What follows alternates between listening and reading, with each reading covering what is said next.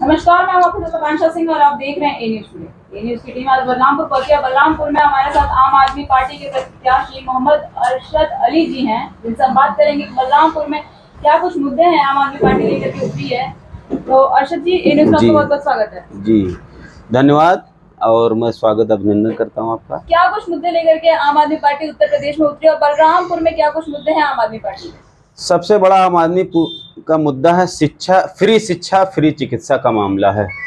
कोई भी मुल्क, कोई भी देश, कोई भी शहर, कोई भी घर, कोई भी व्यक्ति तरक्की नहीं कर सकता जब तक वो शिक्षित नहीं। तो हमारा मेन मोटिव है कि फ्री शिक्षा होनी चाहिए गरीबों के लिए, फ्री चिकित्सा की व्यवस्था होनी चाहिए और फ्री मोहल्ला क्लिनिक होनी चाहिए गरीबों के लिए, फ्री मैरिज हॉल की व्यवस्था होनी चाहिए, वाटर टैक्स माफ, हाउस टैक्स हाफ। ये आम आदमी का मेन मोटिव है।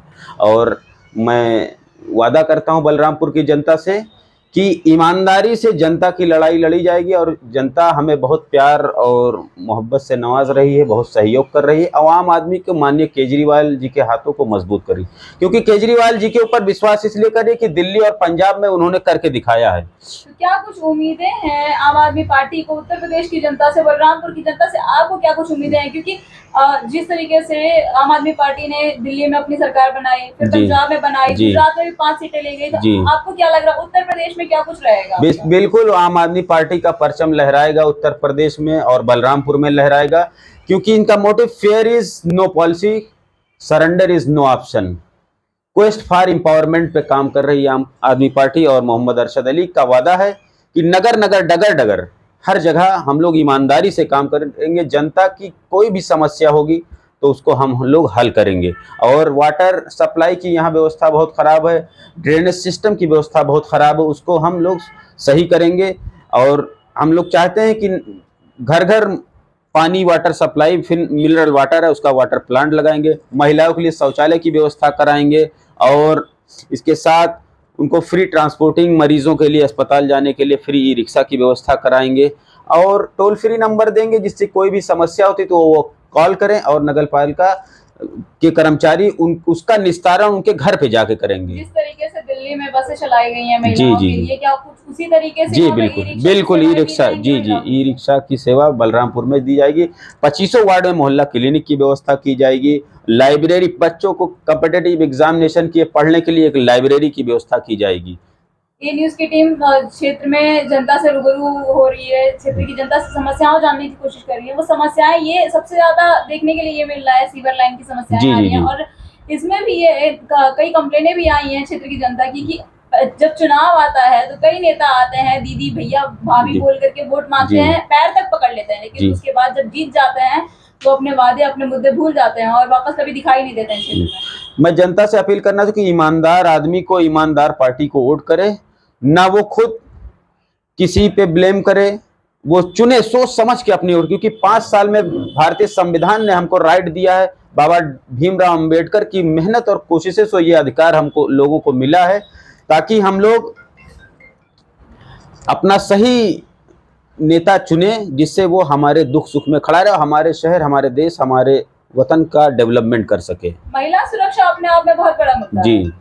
बलरामपुर की महिलाएं, बेटियों के लिए आप क्या कुछ करना चाहेंगे? क्योंकि बलरामपुर में कई जगह ऐसे हैं जहां पर शौचालय की व्यवस्थाएं नहीं है महिलाओं के पास, जिसकी वजह से उन्हें बाहर शौच के लिए जाना पड़ता है। तो आप क्षेत्र की जनता अगर आपको सेवक के रूप में चुनती है तो महिलाओं के लिए, महिला सुरक्षा के लिए की पॉइंट पे तो हम शौचालय की व्यवस्था करेंगे, उनके पढ़ाई की व्यवस्था करेंगे। अगर महिलाएं एजुकेटेड हो, मेरी एक ख्वाहिश है, शिक्षित बनिए, संगठित बनिए और संघर्ष कीजिए और सच के साथ खड़े रहिए और भ्रष्टाचारियों को विरोध में खड़े रहिए।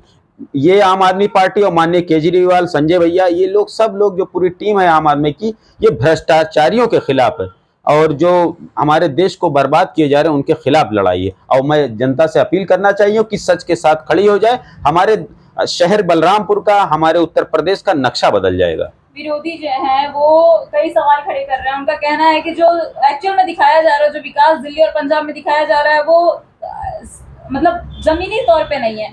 तो आप उस पर क्या कहना चाहेंगे और उत्तर प्रदेश में आप किस तरीके से उसको देखेंगे? उत्तर प्रदेश में आपने एक आम नागरिक से, ईमानदार आदमी से आप दिल्ली पंजाब में पता करवा लीजिए, आपका घर का कोई आप मालूम करवा लीजिए। सब कार्य माननीय केजरीवाल ने ये दिल्ली में करके दिखाया है। और विरोधी तो झूठ बोलते हैं, 15 लाख आएगा खाते में, आया 15 लाख? तो जुमलेबाजी से काम नहीं होना है, काम करके दिखाना पड़ेगा। आप अपने वादे पे कितने खरे उतरेंगे? 100% खरा उतरूंगा। मोहम्मद अरशद अली जो बोलता है वो करके दिखाता है। हर जनता की समस्या पे मैं खड़ा रहूंगा। ये कूड़े का अंबार जो बलरामपुर बना हुआ है, कूड़ा निस्तारण केंद्र हम बनाएंगे, जहां से कूड़े को हम एनर्जी के फॉर्म में कन्वर्ट कर देंगे, उसका सदुपयोग करेंगे।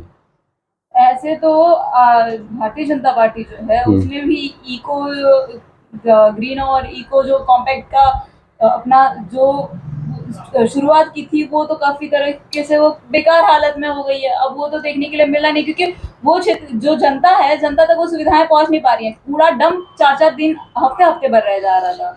असल में भारतीय जनता पार्टी और मैं किसी भी पार्टी का मैं क्या बताऊं, ये हमारी दुर्भाग्य की बात है हमारे देश के लिए कि जुमलेबाज हैं, सब झूठ बोलते हैं और पता नहीं कैसे जनता इन पे विश्वास कर लेती है, या ईवीएम का ये मामला है जिससे ये लोग जीत जाते हैं। और मैं जनता से अपील करना चाहता हूँ कि ईमानदारी से अगर आप लोग चुनते हैं, ईमानदारी से वोट देते हैं, तो सच के आगे झूठ कभी टिक नहीं पाएगा। ईवीएम से वोट तो इस बार भी पड़ने वाला है। नहीं, यहाँ बैलेट पेपर से पड़ेगा। महानगर में और जो नगर निगम वाले जोन है वहाँ पे तो अभी भी मैं विरोध करता हूँ, ईवीएम से वोट नहीं पड़ना चाहिए, बैलेट पेपर से पड़ना चाहिए, उसमें दिक्कत है। बैलेट पेपर में घोटाले नहीं हो सकते हैं क्या? नहीं, घोटाला नहीं हो सकता, लेकिन इतनी पॉसिबिलिटी नहीं रहती है। मर्यादा पुरुषोत्तम श्री रामचंद्र जी के नाम पे हमारे देश में खुलेआम गुंडागर्दी हो रही, उनके नाम को बदनाम किया जा रहा है, जबकि मर्यादा पुरुषोत्तम श्री रामचंद्र जी ने सबरी का जूठा बैर खाया और अपने वचन जो वादा उनकी माँ उनके पिताजी ने किया था, उस वादे को निभाने के लिए 14 साल का वनवास काटा। और आज उनके मानने वाले जो सच्चे हैं वो तो मानते हैं, लेकिन जो ढोंग कर रहे हैं वो वादा जनता से कितनी कर रहे हैं आप लोग के सामने है, और कोई वादा पूरा नहीं करते हैं। आपका कहना है कि जो तो हम नहीं चाहते, भारतीय जनता पार्टी जो कर रही है वो राम के नाम पर वो दिखावा कर रही है। बिल्कुल, अगर आप राम के मानने वाले तो जो कहिए वो करिए, झूठा वादा क्यों करते हैं?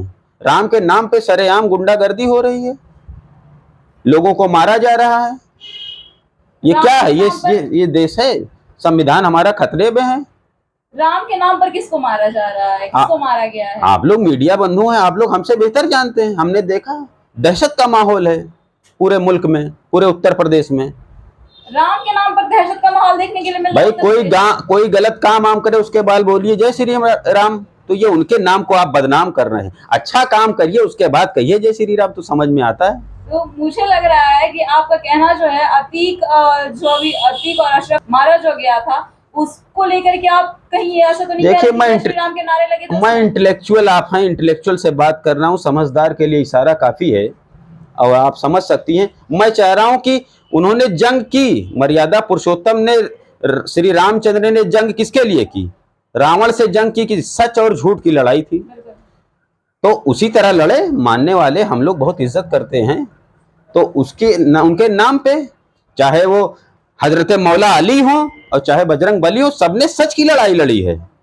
तो सच के साथ खड़िए और इन भ्रष्टाचारियों के खिलाफ लड़ाई लड़ना चाहिए और भ्रष्टाचारियों को मुंह तोड़ जवाब देना चाहिए। नहीं तो हमारे देश की दुर्दशा हालत बहुत बद से बदतर दिन ब दिन होती जा रही है। पार्टी तो ये भी दावा कर रही है कि राम मंदिर उन्होंने बनवाया, अभी तक वो केस इतने लंबे समय से चला था, उन्हीं के कार्यकाल में जो है वो सुप्रीम कोर्ट ने उसको मंजूरी दी और उनके वजह से राम मंदिर का निर्माण हो रहा है उत्तर प्रदेश में। किसी का दिल दुखा के मंदिर अगर बनाया जा रहा है तो उसमें ईश्वर प्रवेश नहीं करेंगे। वो इमारत तो बन जाएगी लेकिन भगवान उसमें नहीं आएंगे।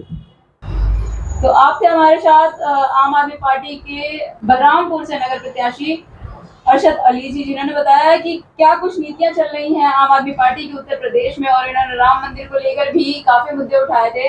ऐसे प्रत्याशी आपको मिलाते रहेंगे, तब तक के लिए जुड़े रहिए न्यूज़ टुडे के साथ।